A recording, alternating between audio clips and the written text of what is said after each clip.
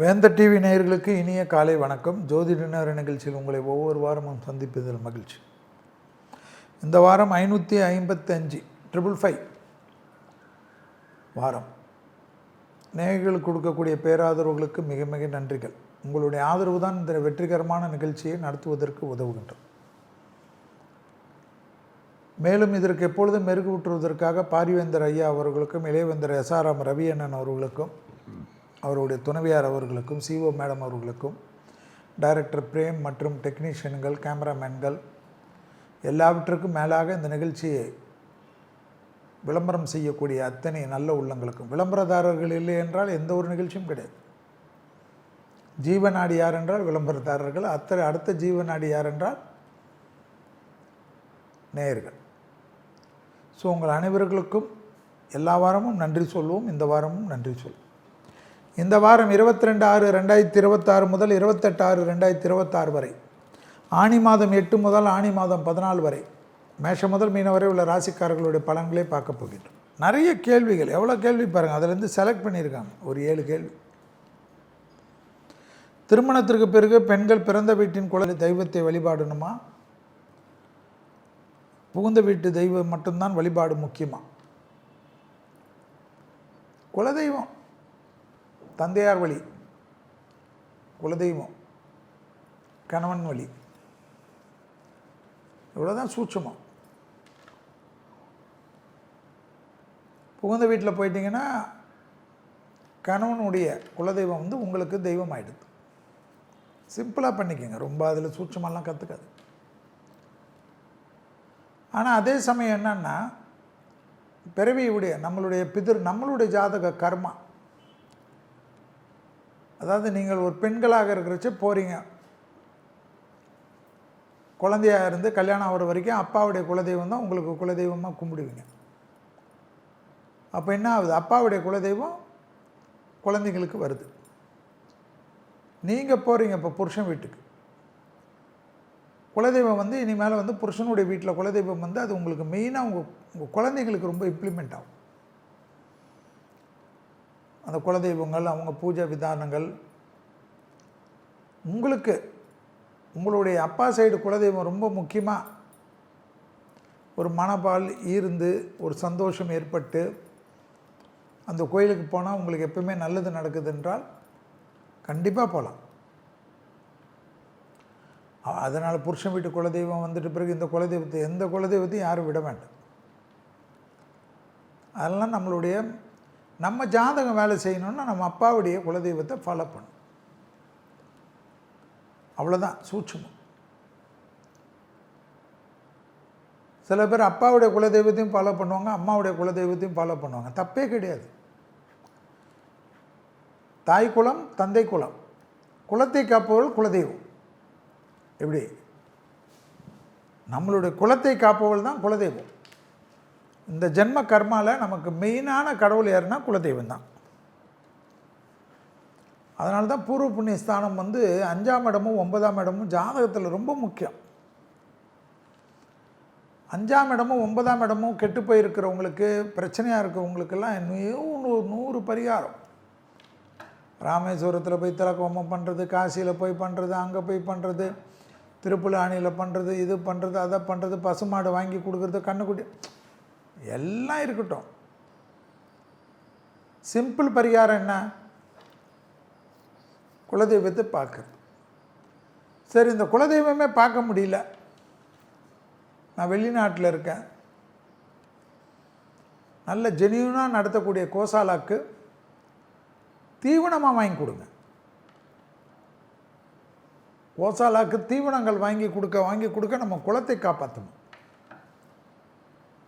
நம்ம குடும்பத்தில் அப்பா அம்மா யாராவது இல்லைன்னா அகத்திக்கீரை வாங்கி கொடுக்கலாம். இல்லைன்னா கோதுமை தவிடு புண்ணாக்கு, எள்ளு புண்ணாக்கு, வெல்லம் ரொம்ப இம்பார்ட்டண்ட் பசுமாடுகள். அதுக்காக வெல்லமே போட முடியாது, மாடு துப்பிடும். கொஞ்சம் எல்லாத்துலேயும் மிக்ஸ் பண்ணணும், ஒரு இனிப்பு வேணும். இதெல்லாம் சிம்பிளான லாஜிக். இதை நீங்கள் செய்கிறது மூலிமா அதனால் என்னன்னா, யாருக்குடைய எந்த குலதெய்வத்தையும் நீங்கள் கோயிலில் போய் நின்னா சாமி துரத்திட போகுது. ஹலோ, இது அவங்களுடைய குலதெய்வம், இனிமேல் நீ வரக்கூடாதுன்னு சொல்லவா போகுது? தெய்வம் எல்லோரையும் தெய்வம் கூப்பிடுகிற சமயத்தில் தான் நீங்கள் போக முடியும். அப்பா வழி குலதெய்வத்தை நீங்கள் பார்க்கணுன்னு தெய்வம் உங்களை விரும்பினா தான் நீங்கள் போக முடியும். புருஷன் வழி குலதெய்வத்தை நீங்கள் பார்க்கணுன்னா தான் போக முடியும். நம்ம நாட்டில் பெண்களுக்கு தான் நிறைய ரெஸ்ட்ரிக்ஷன். சாமியில் கூட கும்பிட்றது ரெஸ்ட்ரிக்ஷன். தீட்டு இருக்கிற நேரத்தில் சாமியை கும்பிடக்கூடாதுலாம் ரெஸ்ட்ரிக்ஷன். தீட்டு என்பது என்ன? உடலில் ஏற்படக்கூடிய ஒரு கழிவு. அந்த கழிவு வந்தால் தான் பெண். அந்த கழிவு வரலன்னா பெண்ணே கிடையாது. பாதிப்புன்னு அர்த்தம். டாக்டரை பார்க்கணுன்னு அர்த்தம். எப்படி மலம் ஒரு கழிவோ, யூரின் ஒரு கழிவோ, இது ஒரு கழிவு, மாதவிடாய் என்பது. இதுக்கெல்லாம் ரொம்ப ரெஸ்ட்ரிக்ஷன் பண்ணுவீங்க. அது சிலர் பண்ணட்டும், நமக்கு கவலையே கிடையாது. நம்ம சந்தோஷமாக கும்பிடணும். சில கோயில்கள்லாம் அலோடே உண்டு, மேல்மருவத்தூர்லலாம். அது உங்கள் விருப்பம். ஆனால் குளித்தாலும் சரி, குளிக்காவிட்டாலும் சரி, மன சுத்தம்தான் தெய்வத்துக்கு முக்கியம் என்பதை ஞாபகத்தில் வச்சுக்கணும். சில பேஷண்ட் எல்லாம் பெட்லேயே இருப்பாங்க. ஏதாவது உடம்புல சர்ஜரி, ஏதாவது ப்ராப்ளம், ஹெல்த்தெல்லாம் இருக்க 2 மாதம் 3 மாதம் பெட்டில் இருப்பாங்க. குளிக்கக்கூடாது, பெட்டை இது பண்ணக்கூடாதுன்னெலாம் சொல்லுவாங்க. அவங்களுக்கெல்லாம் தெய்வம் கும்பிடக்கூடாதா? ஸோ அகசுத்தமே முக்கியம். அதுபோல் இந்த குலதெய்வ கான்செப்டில் ஞாபகத்தில் வச்சுக்குங்க.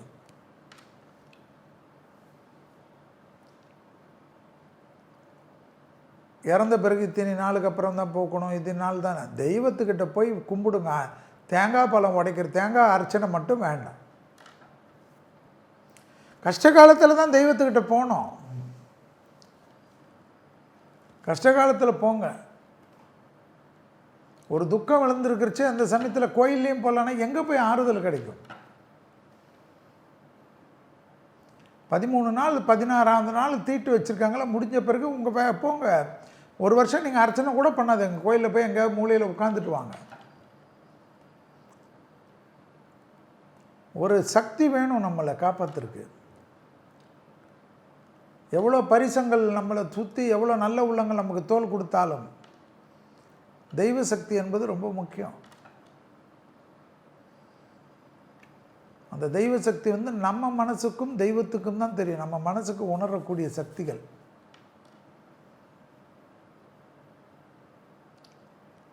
அபிராமி அந்தாதியில் பூர்வ புண்ணிய தோஷம் என்பது 40வது பாடல் தான். இந்த குலதெய்வத்தை நமக்கு காட்டி கொடுக்குமா.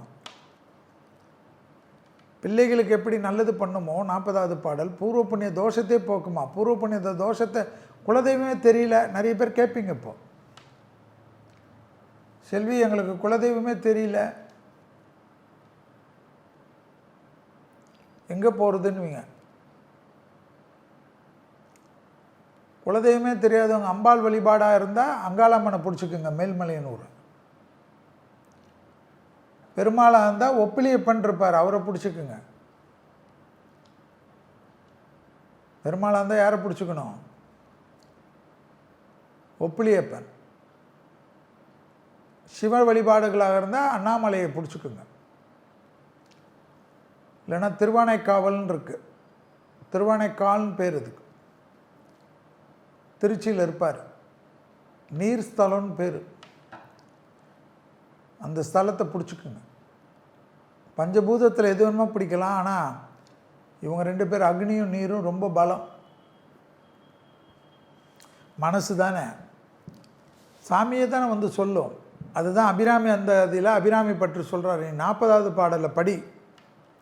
வானுதல் கண்ணியே விண்ணவர் ஆவரும் வந்திருந்து பேணுதற்கெண்ணியே எம்பெருமாட்டியேன் படி.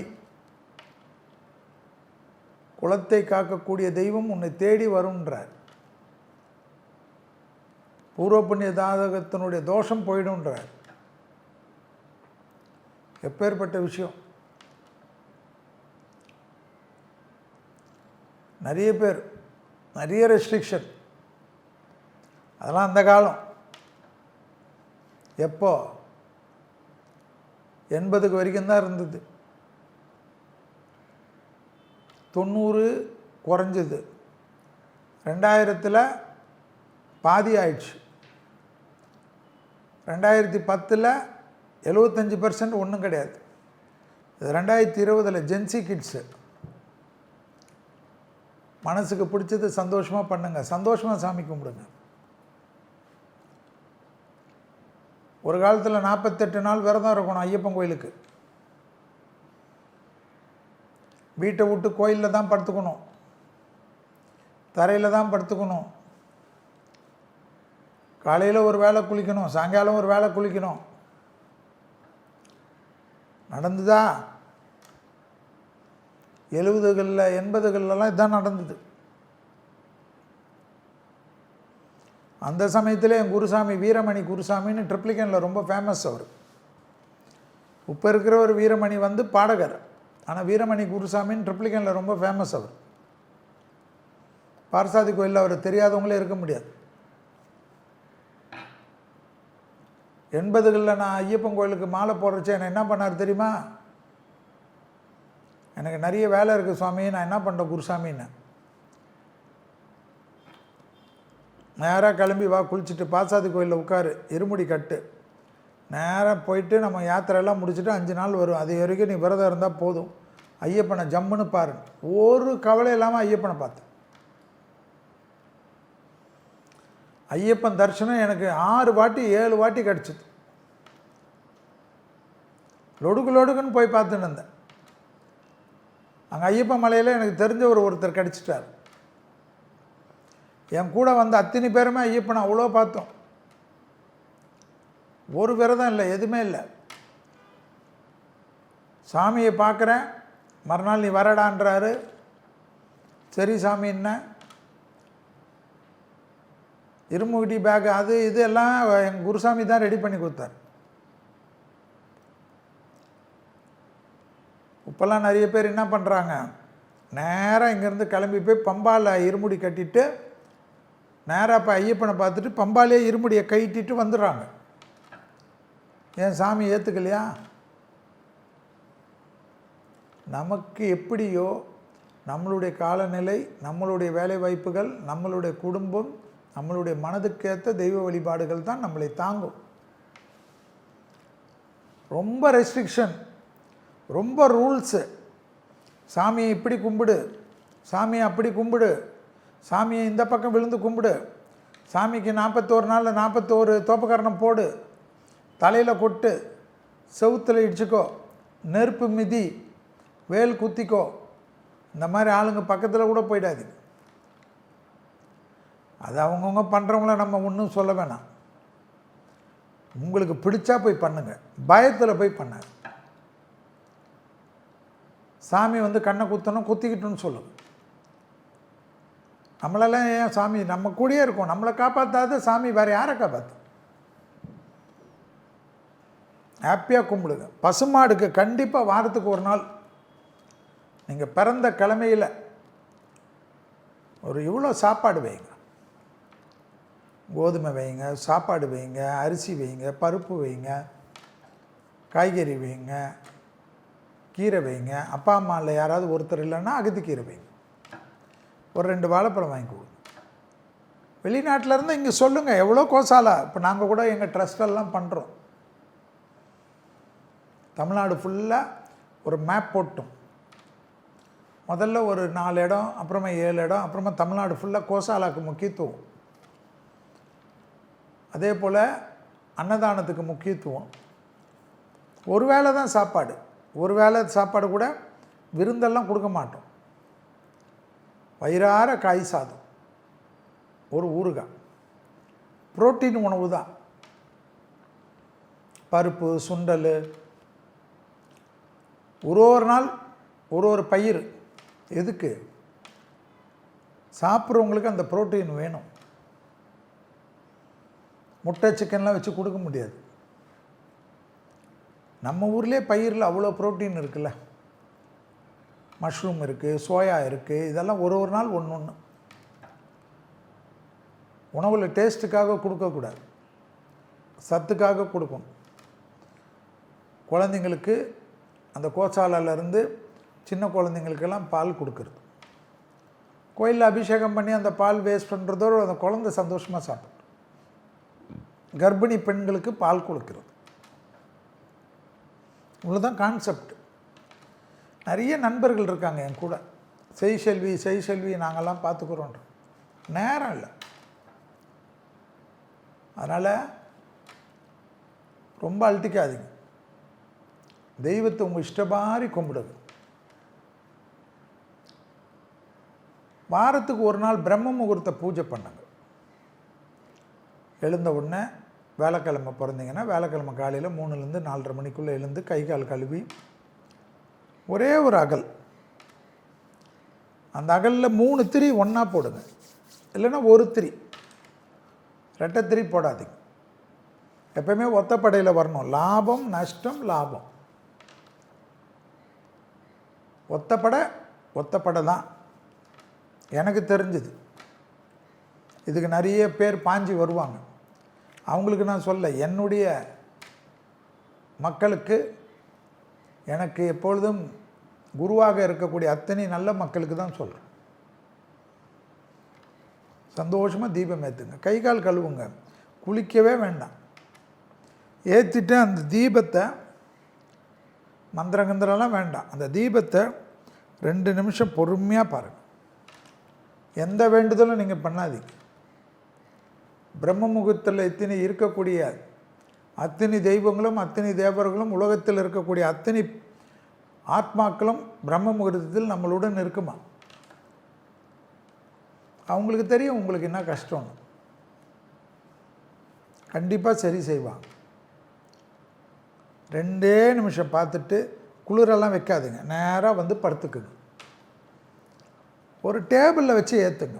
உடனே பூஜை ரூமில் போனோமா அதுக்கு கேள்வியெல்லாம் கேட்காதீங்க, ரொம்ப கேள்வி கேட்டுக்கிட்டு இருக்காதீங்க. ரிலாக்ஸாக சாமியை கும்பிடுங்க.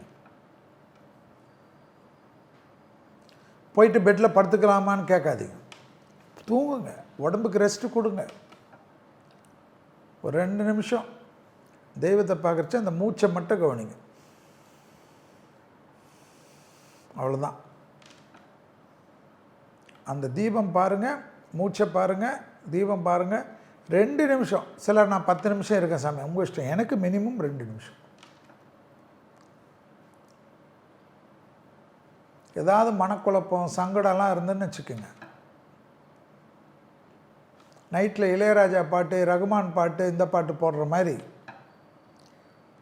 எந்த சாமியுடைய கீர்த்தனை உங்களுக்கு பிடிக்குமோ அதை மைல்டாக வச்சுட்டு நைட்டெல்லாம் தூங்குங்க. உங்களை சுற்றி அந்த வைப் இருக்கட்டும். நரசிம்மர்னா பகலில் தான் போடணும், அனுமன்னா பகலில் தான் போடணும், ஆதித்யர் தேனா சூரிய மந்திரம் பகலில் தான் போடணும். சூரியன் உங்கள் ஏரியாவில் இரவுனால் வேறு இடத்துல பகலாக இருப்பார். இந்த உலகத்தில் எல்லா இடத்துலையும் சுற்றி கொண்டே இருக்கிறது தான் சந்திரனும் சூரியனும். ஒரு பக்கம் சந்திரன் வந்தால் ஒரு பக்கம் சூரியன் வருவார். இப்போல்லாம் டெக்னாலஜி வளர்ந்துருச்சுங்க. அந்த காலத்தில் மந்திரங்கள் கேட்பது சிலரால், குருக்களால், வேத விற்பனர்களால் தான் கேட்க முடியும். இப்போல்லாம் எவ்வளோ அற்புதமான பாடகர்களால் அச்சரும் பிசுறு இல்லாமல் பாடியிருக்காங்க. உங்களுக்கு சுப்பிரமணிய புஜங்கம் பிடிக்கும், காரியசக்தி மாலை பிடிக்கும், அபிராமி அந்தாதி பிடிக்கும், நரசிம்மர் கவசம் பிடிக்கும், வாராகி கவசம் பிடிக்கும், சர்பேஸ்வரர் கவசம் பிடிக்கும். எதாவது ஒரு மந்திரம் உங்களுக்கும் அந்த தெய்வத்துக்கும் ஒரு ஈடுபாடு இருக்கும்ல, அந்த மந்திரத்தை அப்படியே போட்டு விடுங்க, அது பாட்டு ஓடட்டும். குலதெய்வத்தை அப்பாவுடைய குழந்தைகளாக இருக்கிற பட்சத்தில் அப்பாவுடைய தெய்வம் குலதெய்வம், நமக்கு குலதெய்வம். பெண்களுக்கு கணவனை கட்டிய பிறகு கணவனுடைய தெய்வம் குலதெய்வம், அது உங்கள் குலந்தைகளுக்கு. உங்களுக்கு 2 குலதெய்வமும் உங்களுடைய குலதெய்வம். 10ஆவதுக்கு நிறைய குலதெய்வத்தை ஏற்றுக்குங்க. குலதெய்வமே தெரியலன்னா அபிராமி அந்தாதியில் 40வது பாடலை படிங்க. குலதெய்வத்தினுடைய கடாட்சம் உங்களை வீடேறி வந்துடும். அபிராமி அந்தாதியுடைய 40வது பாடலை மட்டும் லேமினேட் பண்ணி பூஜை ரூமில் வச்சு அதுக்கு ஒரு ஊதவத்தி காட்டுங்க. ஆச்சரியமாக இருக்கும். அது தெய்வ படம் மாதிரி ஒரு ஊதவத்தி காட்டுங்க. இந்த லேமினேட் பண்ணி எக்ஸ்போஸ் பெருசாக பண்ணி சாமி மாதிரி வச்சுட்டு அதுக்கு ஒரு ஊதுவத்தி காட்டு. உங்களை தேடி எப்படி குலதெய்வம் வருதுன்னு பாருங்கள், குலதெய்வ ஆசீர்வாதம் வருது பாருங்கள். வாழ்த்துக்கள். ஸோ குலதெய்வத்தை பற்றி ரொம்ப பயந்து நடுங்கி டிப்ரெஷன் ஆகி இருக்க வேண்டிய அவசியம் இல்லை. குலதெய்வமே தெரியவில்லை என்றாலும் அபிராமி அந்தாதி 40வது பாடலுக்கு நீங்கள் கும்பிட கும்பிட சொல்ல சொல்ல குலதெய்வம் கிடைக்கும். புருஷனுடைய குலதெய்வம் உங்கள் குழந்தைகளுக்கும் உங்களுக்கும் உண்டு. உங்களுடைய தந்தையார் குலதெய்வம் உங்களுக்கும் உங்கள் தலைமுறைகளுக்கும் உண்டு என்பதை ஞாபகத்தில் வைத்துக் கொள்ளுங்கள். மனதிற்கு பிடித்த தெய்வ சன்னிதானத்தில் உட்காருவதே நமக்கு குலதெய்வம் என்பதை ஞாபகத்தில் வைத்துக் கொள்ளுங்கள். வாழ்த்துக்கள். இந்த வாரம் முதலில் பார்க்கக்கூடிய ராசி 22/6/2026 முதல் 28/6/2026 வரை உள்ள இந்த வாரத்திற்கு மேஷ ராசி. துர்கையை பிடித்துக் கொள்வது, தொழில் ரீதியாக டக்கு டக்கென்ற முடிவுகள் எடுப்பது, பிடித்தவர்களுக்காக சிறிது விட்டு கொடுத்து எல்லாவற்றையும் ஏற்றுக்கொள்வது, பொறுமையாக திட்டமிட்டு செய்யக்கூடிய காரியங்கள் அனுகூலத்தையும் சந்தோஷத்தையும் ஏற்படுத்துவது, பிபி சுகர் கொலஸ்ட்ராலை ஒரு முறை பரிசோதனை செய்து கொள்வது, 3 மாதங்கள் 4 மாதங்கள் சிலருக்கு இப்போ 1 வருடம் கூட ஆயிருக்கும். தேக ஆரோக்கியத்தில் அதிக அக்கறை கொள்வது, உடற்பயிற்சிக்கு அதிக முக்கியத்துவம் கொடுப்பது, பொறுமையாக எந்த ஒரு காரியத்திலும் அவசரப்படாமல், குறிப்பாக அரசு காரியங்கள் நன்மையும் சந்தோஷமும் ஏற்படும், தனிப்பட்ட செல்வாக்கு ஏற்படுவது, பூமி சம்பந்தப்பட்ட விஷயத்தில் அற்புதத்தை ஏற்படுத்துவது, இயற்கைக்கு உண்டான விஷயங்களில் இருந்த பாதிப்புகள் பரிபூர்ண நிவர்த்தி ஏற்படும், தொழில் உத்தியோகத்தில் டக்கு டக்கென்று நல்ல முடிவுகள் எடுப்பது, புதிய தொழில் அமைப்பது, கூட்டாளிகள் கிடைப்பது, கௌரவத்திற்கு ஒரு குறையில்லாமல் அனுகூலமும் ஆச்சரியத்தக்க முன்னேற்றமும் ஏற்படுவது கண்கூடாக பார்க்கலாம். அடுத்ததாக பார்க்கக்கூடிய ராசி ரிஷபம். குடும்பத்தில் குழப்பங்கள் இல்லாமல் பார்த்து கொள்வதும், செவ்வாய்க்கிழமை மதியம் 1 மணிலிருந்து 2 மணிக்குள் சாம்பார் சாதமும் எலுமிச்சைப்பழ ஊறுகாவும் தானம் கொடுப்பதும், விட்டுப்போன தொழில், விட்டுப்போன குடும்பம், விட்டுப்போன மற்ற விஷயங்கள் எல்லாம் படிப்படியாக உங்களை தேடி வருவதற்கேற்றவாறு சூழ்நிலை அமைவதும், நல்ல நண்பர்கள் மற்றவர்களுடன் நெருங்கி பழகுவதும், தொழிலில் இருந்த சிக்கலை நீக்குவதும், எதிர்பார்க்காத இடத்திலிருந்து நல்ல செய்திகள் வருவதும், வேற்றுமொழி மனிதர்களால் ஆதாயங்கள் பெறுவதும், இழுபறியாக இருந்த சிக்கல் தீர்வதும், தொழில் ரீதியாக எடுத்த காரியத்தில் ஜெயம் ஏற்படுவதும், உத்தியோகத்தில் காணப்பட்ட இந்த சங்கடங்கள் பரிபூர்ண நிவர்த்தி ஏற்படுவதும், காது மூக்கு தொண்டை விஷயத்தில் சிறிது கவனமாக பார்த்து கொள்வதும், பழைய கடன்கள் பைசலாகிறதுக்கு உண்டான முயற்சி வெற்றிகள் ஏற்படுவதும், டக்கு டக்கென்று சுபகாரியத்திற்கு உண்டான நல்ல காரியங்கள் ஜெயம் ஏற்படுவதும், குடும்பத்தில் அந்யோன்யம் அதிகரிப்பதும், தாய் வழி உறவு தந்தை வழி உறவு மேன்மடைவதும், அசையாமசையா பொருள் சேர்க்கை ஆனந்தத்தை ஏற்படுவதும், பிள்ளைகள் விஷயத்தில் ரொம்ப நாட்களாக இருந்த சங்கடங்கள் பரிபூர்ணமாக நிவர்த்தி ஏற்படுவதும், பிள்ளைகளுக்கும் உங்களுக்கும் இருந்த இடைவெளிகளை குறைத்து கொண்டு சந்தோஷமாக பார்க்குவதும் யோக பலத்தையும் நம்பிக்கையும் அனுகூலத்தையும் ஏற்படுத்தும். அடுத்ததாக பார்க்கக்கூடிய ராசிக்காரர்கள் மிதுன ராசிக்காரர்கள். அலர்ஜி, ஒவ்வாமை, சளி தொந்தரவு, கீழ் முதுகு தண்டுவடத்தில் கோளாறு, தொழில் ரீதியாக, உத்தியோக ரீதியாக, வியாபார ரீதியாக, படிப்பு ரீதியாக, மேலதிகாரிகள் ரீதியாக, அரசியல் ரீதியாக கவனம்.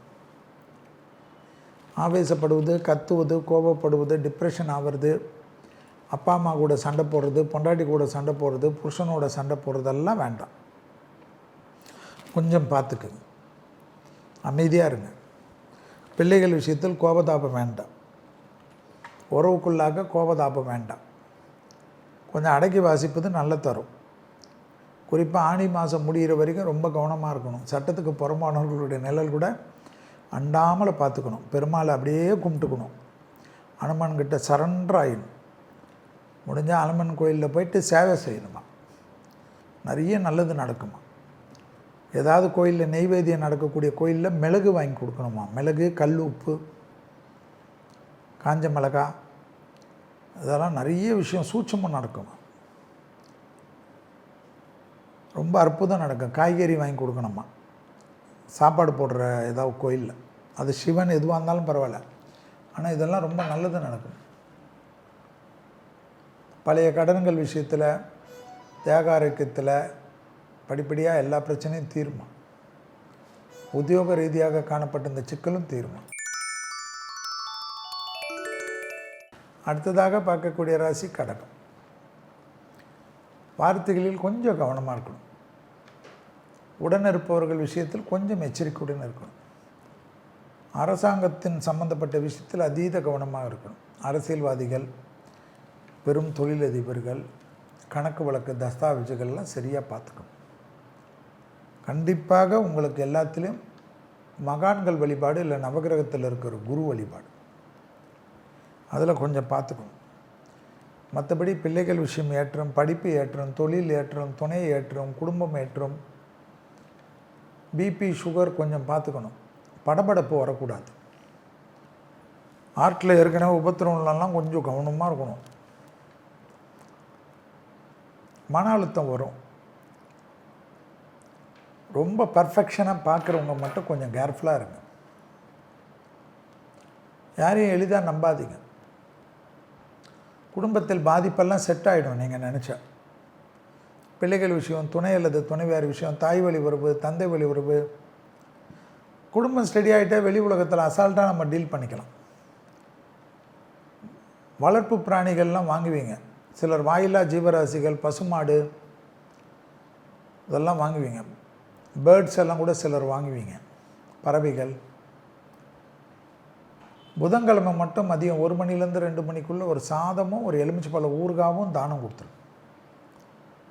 நிறைய விரயம் போயிடும், தப்பிக்கும். இல்லைன்னா விலை உயர்ந்த பொருட்கள்லாம் களவு போயிடுமா. வீட்டில் எதுவுமே விலை உயர்ந்த பொருள்லாம் வைக்காதுங்க.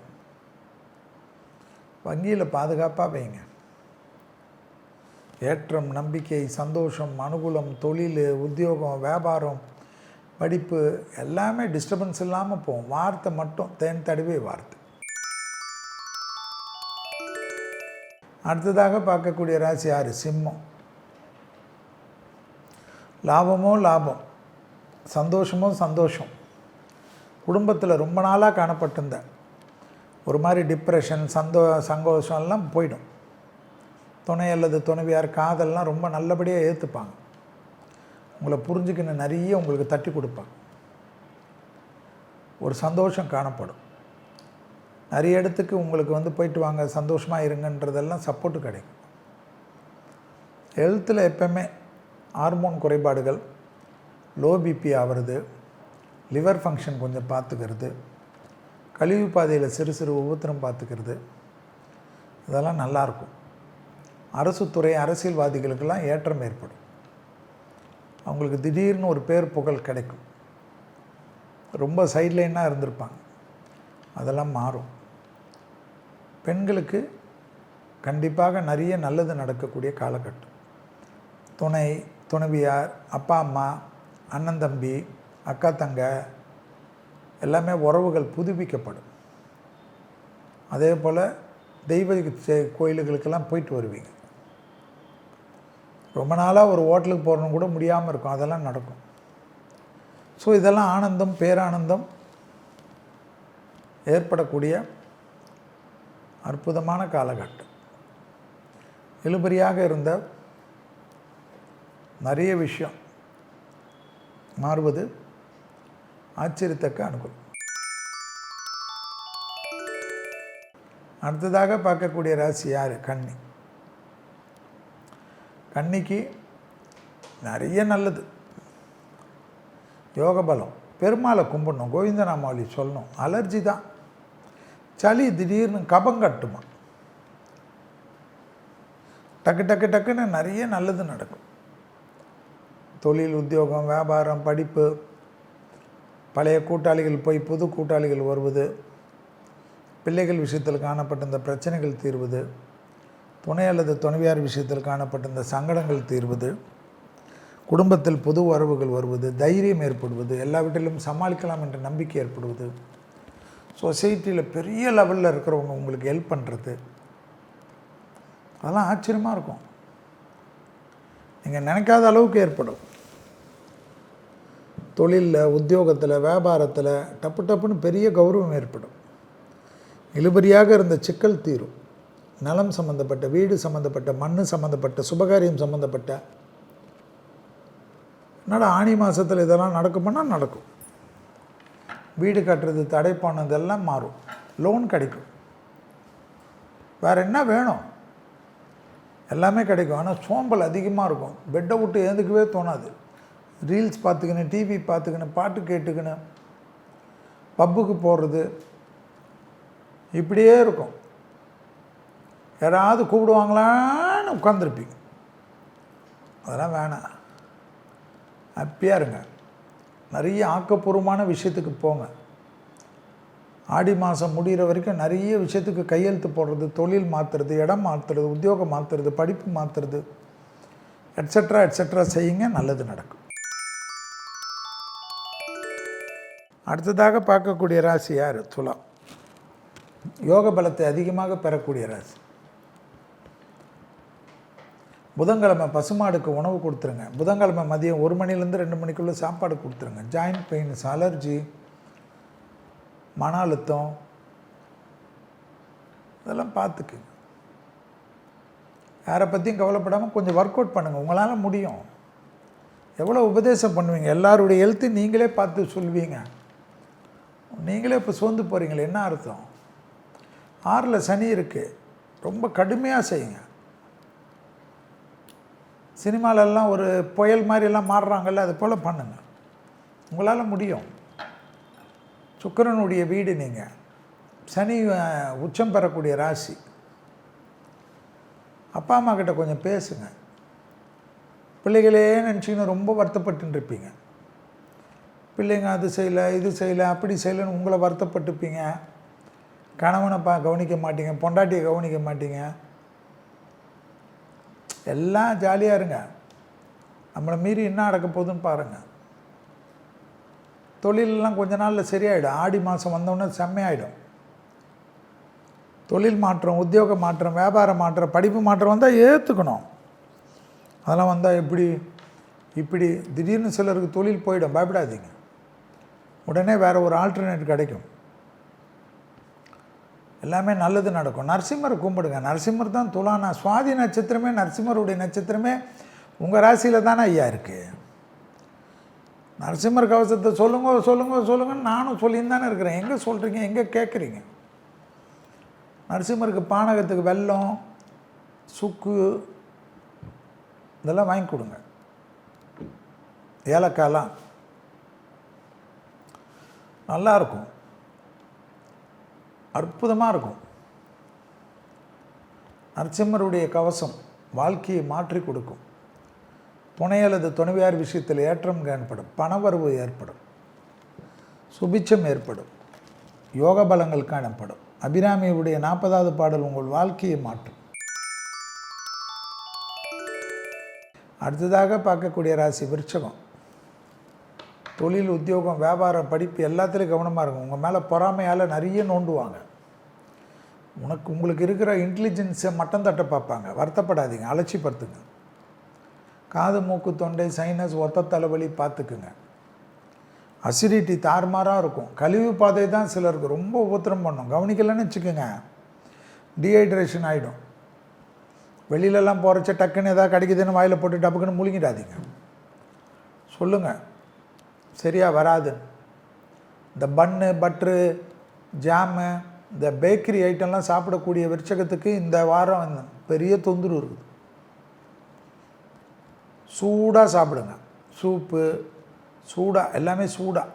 சில்லுன்றதில் ஓடவே ஓடாதீங்க, மாட்டிப்பீங்க. தொண்டையில் ஒரு சிக்கல் காட்டுது. அசிடிட்டியால் வருமா. தேகாரைக்கும் கையெழுத்து போடுறதுக்கு முன்னாடி மிக கவனமாக பார்த்துக்கொள்வது. பெருமாள் தாயார், அனுமன் இருக்க கோயிலில் கும்பிட்றது, வெங்கடேச சுப்பிரபாதத்தை கேட்பது. சுப்பிரபாதம் என்றது பள்ளி எழுச்சி, பெருமாளை ஏந்துக்கிறது. அதனால் காலையில் கேட்குறது தான் நல்லது. பெரிய அளவுக்கு ஏற்றம் காணப்படும். ரகசியங்கள் பரம ரகசியமாக வைத்துக்கொள்ளுங்கள். வண்டி வாகனத்தில் வித்தைகள் வேண்டாம். தேகாரோக்கியத்தில் நரம்பு சம்பந்தப்பட்ட உபத்திரம் திடீரென்று பிரச்சனை ஏற்படுத்துமா. பிபியில் கவனமாக இல்லைன்னா தொந்தரவு பண்ணிடுமா. யாருக்கு? விருச்சிகத்துக்கு. கொஞ்சம் மூட் அவுட் ஆகாமல் இருங்க. யோசிச்சுக்கினே இருக்கும் அதிகம். கொஞ்சம் கவனம். அடுத்தது தனுசு. குடும்பத்தில் துணை அல்லது துணைவியார் உங்களுக்காக எல்லாம் செய்வதற்கு தயாராக இருப்பார். அவர்களை மட்டம் தட்டுவது, கேவலப்படுத்துவது, யார் எதிரிலையும் சொல்வதை மட்டும் விட்டுவிடுங்கள். வேலையாட்களை நினைத்து வாழாதீர்கள். எல்லாவற்றிலும் சமாளிக்க முடியக்கூடியவர்கள் நீங்கள். விநாயகரை கும்பிட்டு கொள்ளே இருங்கள். காரிய சித்தி மாலை மந்திரத்தை கேட்டுங்கள். ஞாயிற்றுக்கிழமை பசுமாடுக்கு கோதுமை தவிடு, கோதுமை சப்பாத்தி, கோதுமை மாவு, வெல்லம் கலந்து கொடுங்க. ரொம்ப நல்லது உங்களுக்கு. தனுசு ராசிக்காரர்களுக்கு இந்த ஒரு பரிகாரமே போதுமா வாழ்க்கை முழுவதும். ரொம்ப அற்புதம். விநாயகர் தான், காரிய சித்தி மாலை தான். ஹெல்த்தில் என்ன? கழுத்து முதுகு தான். கொஞ்சம் பார்த்துக்குங்க. நல்ல எக்ஸசைஸ் பண்ணணும். அர்த்தாஷ்டம சனி, குரு பார்த்தாலே எக்ஸசைஸ் பண்ணணும். பண்ணால் நல்லா ஆகிடுவீங்க, ஜம்முன்னு ஆகிடுவீங்க. எதிர்பார்க்காத நிறைய நல்லது நடக்கும். வண்டி வாங்குவீங்க, தொழில் வாங்குவீங்க, தொழில் மாற்றுவீங்க, புது முதலாளி ஆவீங்க, கூட்டு தொழிலில் இறங்குவீங்க.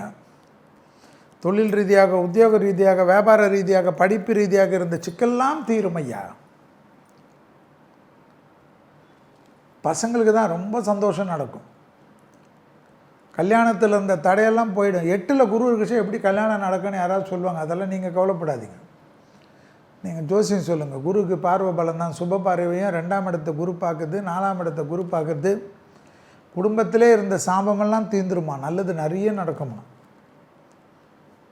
குரு பலம் இல்லைன்னு யாராவது சொல்லி கல்யாணத்தை தள்ளி வச்சு மாட்டிக்காதீங்க. அப்போதுரமாக 9ல் குரு வரும், உங்களுக்கு நல்லது நடக்கும்னு சொல்லுவாங்க, நம்பாதீங்க. இந்த சமயத்திலே நல்லதெல்லாம் பார்த்துக்குங்க. அடுத்ததாக பார்க்கக்கூடிய ராசி மகரம். கோளாறு பதிகம் ரொம்ப முக்கியம். நவகிரகத்தில் இருக்கக்கூடிய ராகு கேது கும்பிடுங்க. சர்பேஸ்வரரை நினச்சிக்குங்க, வாராகியை நினச்சிக்குங்க, பிரித்திங்கரை நினச்சிக்குங்க, சூழினை நினச்சிக்குங்க. ரொம்ப அற்புதம். நிறைய சந்தோஷம். பழைய கடன்கள் பைசல் ஆகிறது, தொழிலில் மேன்மை அடைவது, உத்தியோகம் கிடைப்பது, வியாபாரத்தில் அனுகூலம் கிடைப்பது, இழுபறியாக இருந்த சிக்கல் தீர்வது, தொடர்ச்சியாக இருந்த சங்கடங்கள் தீர்வது. ஏற்றத்தை அதிகமாக பார்க்கக்கூடிய ராசி யார்? மகரம். வேறு என்ன வேணும்? நல்லது நிறைய நடக்கப்போகுது ஐயா. இழுபறியாக இருந்த சிக்கல்லாம் தீரும்.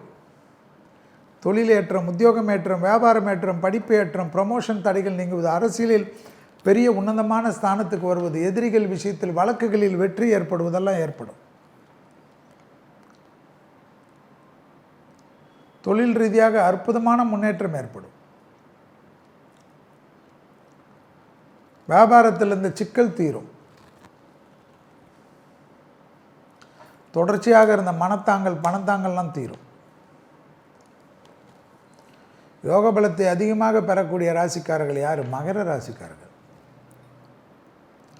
சிக்கலை தீர்த்து கொடுக்கக்கூடிய ராசிக்காரர்கள். யாரை கும்பிடணும்? சிவனை கும்பிடணும். நவகிரகத்தையும் கும்பிடணும். சிவாலயங்களில் நவகிரகத்தில் இருக்கக்கூடிய ராகு கேதுக்கு விளக்கேற்றுவது, நல்லெண்ணெய் தீபம் ஏற்றுவது விசேஷம். அடுத்ததாக பார்க்கக்கூடிய ராசி கும்பம். கும்பத்துக்கு வேறு ஒன்றுமே கிடையாது. ஒரே வழி முருகர் தான். சுப்பிரமணிய புஜங்கம் லட்டு மாதிரி கிடைக்கும். பிள்ளைகள் விஷயத்தில் கோபதாபம், பிள்ளைகளுடைய படிப்பு, உத்தியோகம், தொழில், வியாபாரம். கும்பத்துக்கு கண்டிப்பாக வயிறு தான், கழிவு பாதை தான். தொழில், உத்தியோகம், வியாபாரம், படிப்பு, புது மாற்றம் எல்லாம் கிடைக்கும். எதிர்பார்க்காத இடத்துலேருந்து நல்ல செய்தி கிடைக்கும். இழுபறியாக இருந்த சிக்கல்கள் பரிபூர்ண நிவர்த்தி ஏற்படும். யோக பலத்தை அதிகமாக பெறுவார்கள். யார்? கும்பா. தொடர்ச்சியாக இருந்த பணத்தாங்கல்லாம் தீரக்கூடிய காலகட்டம். உத்தியோக ரீதியாக அனுகூலங்கள் காணப்படும். தொழில் ரீதியாக ஏற்றங்கள் காணப்படும். குடும்பத்தில் சுபகாரிய தடைகள் பரிபூர்ண நிவர்த்தி ஏற்படும். பிள்ளைகளுடைய தேகாரோக்கியம், பிள்ளைகளுடைய பழக்க வழக்கங்கள் அதீத கவனமாக பார்த்துக்கொள்ள வேண்டும். பழைய கொடுக்கல் வாங்கல் விஷயத்திலெல்லாம் தொந்தரவுகளை ஏற்படுத்தி கொண்டு மாட்டிக்கொள்ளாதீர்கள். ரொம்ப கவனமாக இருக்கணுமா கும்பல். ரொம்ப நாள் மறைந்த எதிரிகள் அதெல்லாம் மறந்தே போயிருக்கும். திடீரென்று அவர்கள் பெரிய லெவலுக்கு முன்னேறுவார்களாம். முன்னேறி பவர்ஃபுல்லான பொசிஷன்லேருந்து நம்மளை தொந்தரவு கொடுக்க பார்ப்பார்களாம். கவனம். பகைத்து கொள்ளாமல் சமாதானம் செய்து கொள்ளுங்கள். வெள்ளை கொடி காட்டிக்கொள்ளுங்கள். அடுத்ததாக பார்க்கக்கூடிய ராசி மீனம். யோக பலத்தை அதிகமாக பெறக்கூடிய ராசிக்காரர்கள் மீனம். பிள்ளைகள் விஷயத்தில் பூத கண்ணாடி ஆராய்ச்சி கூடாது. பிள்ளைகள் வண்டி வாகனத்தில் அதீத கவனமாக இருக்க வேண்டும். அபிராமி அந்தாதி 40, 59, 75 அடுத்த வருஷம் ஜூன் மாதம் வரை சொல்லிக்கொண்டே இருப்பது. குடும்பத்தில் பூர்வ புண்ணிய தோஷத்தில் இருக்கக்கூடிய பாதிப்புகளை நிவர்த்தி ஏற்படும். குலதெய்வத்தை மானசீகமாக நினைத்து கொள்ளுங்கள். நல்லது நிறைய நடக்கும். பள்ளி கொண்ட பெருமாளை கும்பிடுவது, பள்ளி கொண்ட சிவனை நினைத்து கொள்வது. பள்ளி கொண்ட சிவன் எங்கே இருக்குது? சுருட்டப்பள்ளி. தாய் வழி உறவு, தந்தை வழி உறவு ஏற்றம் பெறுவது, லாபம் பெறுவது, சுபகாரியங்கள் தடைகள் டக்குன்னு நிவர்த்தி ஏற்படுவது, தொடர்ச்சியாக இருந்த மனத்தாங்கல்கள் தீர்வது. எக்ஸசைஸ் பண்ணலன்னா ஒன்றுமே பண்ண முடியாது. முதுகு கழிவு பாதை தான். மலக்குடல் யூரினரி ஏரியா தொந்தரவு டக்குன்னு வரும். ஏற்றங்கள் அதிகமாக பெறக்கூடிய ராசி யார்? மீன ராசி. உத்தியோகத்தில் ஏற்றம், தொழிலில் ஏற்றம், வியாபாரத்தில் ஏற்றம், படிப்பில் ஏற்றம். இழுபறியாக இருந்த சிக்கல் தீரும். தொடர்ச்சியாக இருந்த சங்கடங்கள் தீரும். யோக பலத்தை அதிகமாக பெறக்கூடிய ராசி யார்? மீனராசி. தனிப்பட்ட செல்வாக்கை அதிகமாக பெறக்கூடிய ராசி யார்? மீனராசி. நல்ல காரியம் நடக்கும். இந்த டைம்லலாம் யோசிச்சுட்டு இருக்கக்கூடாது. அந்த மாதம், இந்த மாதம், ஆனி மாதம், ஆடி மாதம் எல்லாம் ஆரம்பிங்க. ஆவணியில் பண்ணிக்கோங்க. யார் உங்களை மற்ற பேஸ்மெண்ட் போட வேணான்னா. ப்ரமோஷன், கலைத்துறை, மீடியா எல்லாத்துலேயும் பேர் புகழ், அரசியலில் அனுகூலம் எல்லாம் காணப்பட்டாலும் இரத்தபந்த உறவுகள், தாய்வழி உறவுகள், தந்தை வழி உறவுகள், தேகாரைக்கும் அவர்களுக்கும் உங்களுக்கும் வாக்குவாதங்கள் வேண்டாம். இதுவரை மேஷம் முதல் மீனம் வரை உள்ள ராசிக்காரர்களுக்கு 22/6/2026 முதல் 28/6/2026 வரை உள்ள வார நாட்கள், ஆணி 8 முதல் ஆணி 14 வரை மேஷம் முதல் மீனம் வரை உள்ள ராசிக்காரர்களுடைய பலன்களும் எளிய தெய்வ வழிபாடு முறைகளையும் பார்த்தோம். மீண்டும் வேறொரு நிகழ்ச்சியில் சந்திக்கின்ற வரையில் விடைபெற்றுக் கொள்கின்றேன். நன்றி, வணக்கம்.